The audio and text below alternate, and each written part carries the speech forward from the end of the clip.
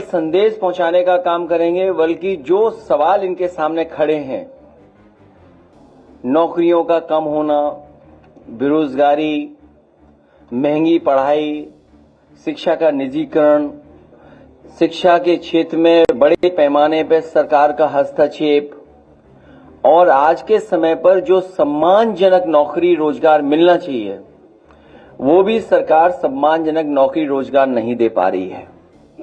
Delivery boy बना दे रही है। जो लोग ये कहते थे कि सस्ती पढ़ाई कराएंगे, एजुकेशन को बेटर करेंगे, लेकिन निजीकरण के बहाने पढ़ाई लिखाई और रोजगार नौकरी हमारे पीडीए परिवार से दूर करते चले जा रहे हैं। जब निजीकरण होगा शिक्षा का, विदेशी यूनिवर्सिटीज आएंगी, तो हमारे बच्चों की पढ़ाई भी बहुत महंगी हो जाएगी, वो पढ़ नहीं पाएंगे, उन्हें नौकरी रोजगार से दूर करने का ये साजिश षड्यंत्र चल रहा है। और साथियों ने यहां भी कहा कि जो काला चश्मा लगा करके आए थे वो उजाला नहीं देख सकते। जो काला चश्मा लगा करके आए थे वो उजाले से दूर हैं, और उसी का परिणाम है कि आज उत्तर प्रदेश को जो $1 ट्रिलियन इकोनॉमी का सपना दिखाया जा रहा था, न रोजगार है, न नौकरी, न इन्वेस्टमेंट है। जो इन्वेस्टमेंट की बात कही गई थी, इन्वेस्टमेंट भी नहीं। अगर इन्वेस्टमेंट होता तो नौकरी रोजगार होते। वो सेलेक्टिव है, और इतना ऑर्गेनाइज्ड करप्शन कभी देखने को नहीं मिला जो इस सरकार में भारतीय जनता पार्टी की में देखने को मिल रहा है। अखबारों के माध्यम से जो पढ़ने को मिलता है, जीएसटी की चोरी पहले 165 करोड़ की, फिर 300 करोड़ से ऊपर की, फिर और तमाम ऐसे काम हो रहे हैं अपने लोगों को लाभ पहुंचाने का। तो भ्रष्टाचार भी चरम सीमा पर है, जिसके वजह से महंगाई है। हमें उम्मीद है कि यही कार्यकर्ता सब मिलकर के गांव जाएंगे, संगठन बनाएंगे, बूथ स्तर पर काम करेंगे और समाजवादी पार्टी को आने वाले समय में आगे बढ़ा करके सरकार बनाने का काम करेंगे। जो हर पार्टी ने पहले फैसला लिया कि आतंकवाद के खिलाफ और आतंकवाद जड़ से खत्म हो, उसकी ब्रांचेस टूट जाएंगी तो फिर जड़ से आ जाएगा। इससे जड़ से समाप्त हो, हम लोग पूरी सरकार के साथ हैं, आतंकवाद खत्म हो।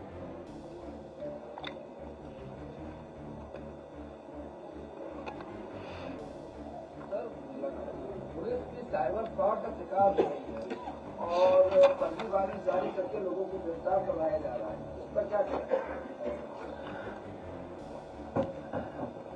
ये अनुपयोगी सरकार बनकर के आई है, अनुपयोगी। और अयोग्य सरकार है। जब डिजिटल की बात हुई तो साइबर क्राइम इतना क्यों बढ़ गया, या साइबर फ्रॉड क्यों बढ़ गया, या म्यूल अकाउंट्स क्यों इतने हो गए? आपको याद होगा, देश की सबसे बड़ी बैंक ने एक अखबार में ऐड दिया था जिसमें एक गधा जेल के अंदर है, और जब आपत्ति हुई उस ऐड पर, उसके बाद से वो ऐड अभी तक नहीं आया। साइबर फ्रॉड में या जो इस तरह का क्राइम हो रहा है, यूपी नंबर 1 है।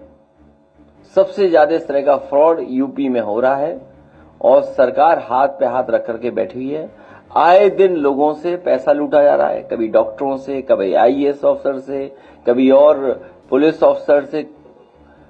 कोई भी नहीं बचा पा रहा है। जो कम जानकार हैं उन पे भी हो रहा है,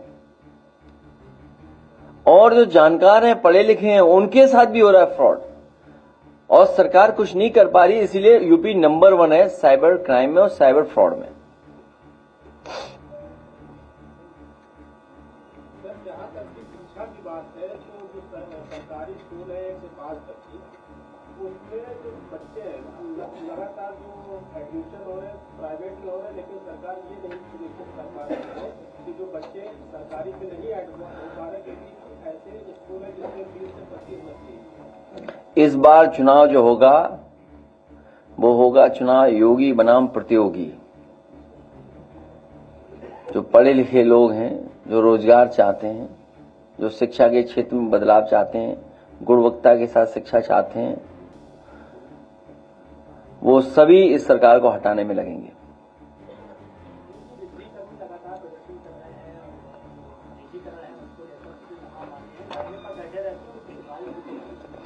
धिक्कार ऐसी सरकार पर जो सुनवाई न कर रही हो और निजीकरण में जा रहा हो। हमने इसीलिए कहा जब सब बेचा जा रहा है तो जब जेपीएनआईसी बेचें तो हम लोगों को भी जानकारी दे दें।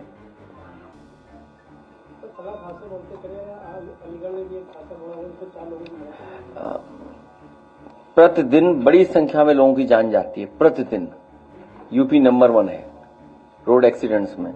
साउथ इंडियन जो स्टेट्स हैं उनमें से कुछ है, डेटा आता है जो डेटा कह रहा है। जो सुरक्षा को लेकर के और जो इंतजाम सरकार को करना चाहिए वो नहीं कर रही, जिसकी वजह से ये घटनाएं हो रही हैं। सरकार कई कारण बता सकती है, लेकिन सरकार की जिम्मेदारी बड़ी है कि इस तरह के रोड एक्सीडेंट्स न हो जिससे जान लोगों की न जाए। अखिलेश जी, पूर्वांचल की सबसे बड़ी और सस्ती मार्केट है वाराणसी की दाल मंडी। वहाँ 10,000 दुकानें हैं, करोड़ों का डेली का व्यापार है, लेकिन श्रद्धालुओं को परेशानी का हवाला देकर के 10,000 दुकानें खोली जा रही है। हमारा डेलीगेशन मिला था उनसे, लीडर ओपोजिशन मिले थे। जो विकास विनाश की ओर ले जाए हम उसके पक्ष में नहीं है, उजाड़ दे हम उसके पक्ष में नहीं है। कुछ लोगों के हाथ में ही विनाशकारी रेखा है, उनसे सावधान रहें।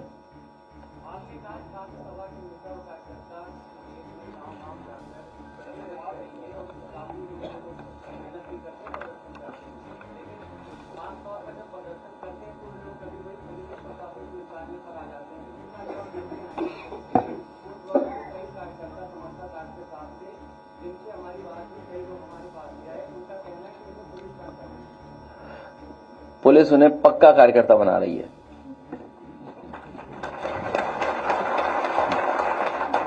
वो जीवन भर समाजवादी रहेंगे। अब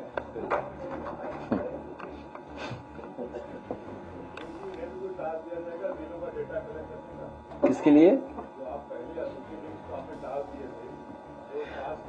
वो हम लोग बैठ के तय कर लेंगे।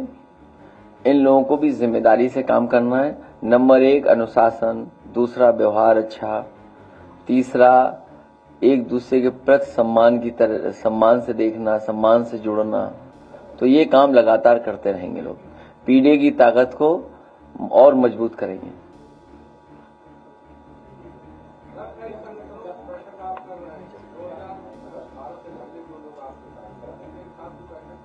किसके साथ?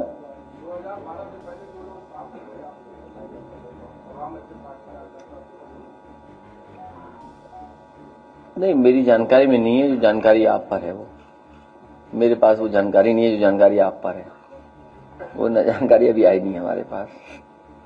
लेकिन सुनने में आ रहा है कि कुछ मंत्री लोग सरकार के खिलाफ बहुत बुरा भला कहेंगे चुनाव आने के पास। उसी को मैनेज करने में लगी हुई बीजेपी। पाकिस्तान और हिंदुस्तान के बीच जो बात चल रहा है, जैसे जो हमले किए हैं, उसमें बीजेपी ने एक पोस्टर लगाया है, पुराना एक तस्वीर है, उसमें ये कहा गया था कि मोदी को बता देना। दूसरी तरफ एक महिला को पकड़ा गया था और एक पुलिस बोल रहा है वो तस्वीर को लेके मैंने मोदी को बता दिया। तो क्या कहेंगे आप? लगता है कि इस समय इस तरह के पोस्टर लगाए जाने चाहिए? बीजेपी ने पोस्ट किया है। नहीं, मेरी जानकारी में नहीं आया है। लेकिन इंडियन डेमोक्रेसी में और डेमोक्रेसी में जब ऑल पार्टी मीटिंग हो उसमें ये बातें हम लोग सुझाव के तौर पर रख देंगे कि इतनी बड़ी जो महत्वपूर्ण योजना बना रही है भारत सरकार, कोई भी पॉलिटिकल लाभ किसी दल को नहीं लेना चाहिए और किसी इवेंट को पॉलिटिकल इवेंट नहीं बनने देना चाहिए।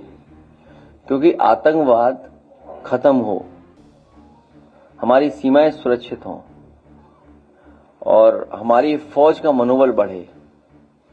सबसे बहादुर फौज है हमारी और दुनिया में इतनी कठिन परिस्थितियों में बहुत कम देश की फौजें होंगी जो काम करती होंगी। कहाँ सियाचिन जहाँ -डिग्री का टेम्परेचर और कहाँ +50 -50 में काम करते हैं जो लोग। तो इन कठिन परिस्थितियों में फौज जो काम कर रही हो और इस समय जिस तरह की चीजें हो रही हैं, उस समय हम सब लोगों को फौज का साथ और जो सरकार फैसला ले रही है उसके साथ।